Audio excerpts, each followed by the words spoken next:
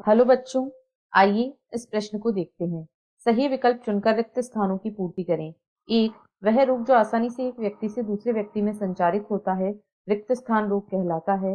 दो, मनुष्य के शरीर में मलेरिया के परजीवी प्रारंभ में रिक्त स्थान में गुणित होते हैं और फिर रिक्त स्थान पर आक्रमण करते हैं। तीन, लैक्टेशन के आरंभिक दिनों में माता द्वारा स्रावित पीला तरल पदार्थ रिक्त स्थान है।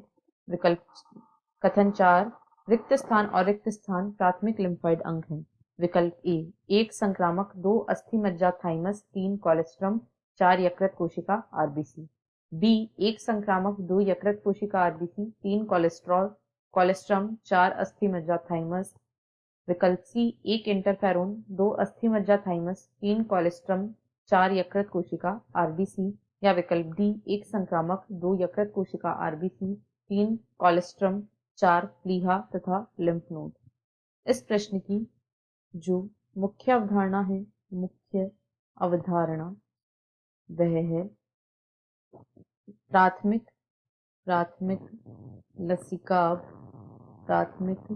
लसिकाभ अंग। यदि यहाँ हम लसिकाभ अंगों की बात करें तो लसिकाभ अंग मुख्यतः दो प्रकार के होते हैं। प्राथमिक लसिकाभ अंग, यहाँ हम देखेंगे कि प्राथमिक लसिकाभ अंग जो होते हैं ये ऐसे लसिकाभ अंग होते हैं जहाँ लसिकाणुओं का परिपक्वन होता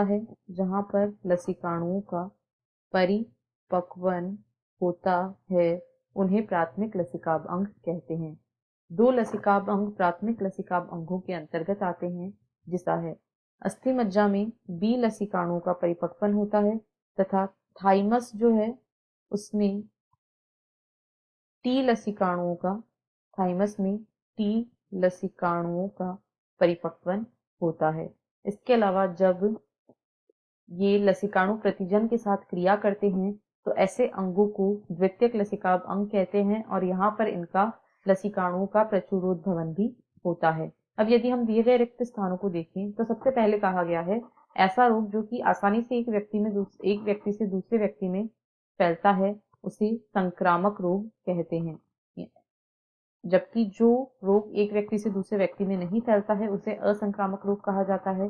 दो में कहा गया है मनुष्य के शरीर में मलेरिया के परजीवी प्रारंभ में, तो जो मलेरिया होता है, मलेरिया का परजीवी सबसे पहले जब मनुष्य के शरीर में प्रवेश करता है तो वह यकृत कोशिकाओं में प्रवेश करता है और वहां पर अलैंगिक जनन के द्वारा गुणन करता है।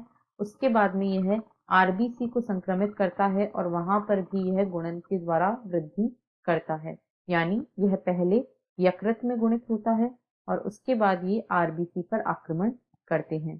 तीन में कहा गया है लैक्टेशन के आरंभिक दिनों में माता द्वारा स्रावित पीला तरल पदार्थ, इस पीले तरल पदार्थ को कोलेस्ट्रम कहा जाता है और यह कोलेस्ट्रम बच्चे के लिए बहुत आवश्यक होता है क्योंकि यह विभिन्न पोषकों से पूर्ण होता है तथा इसमें बहुत ही महत्वपूर्ण एंटीबॉडीज पाई जाती हैं जो कि बच्चे की प्रतिरक्षा को और मजबूत करती हैं।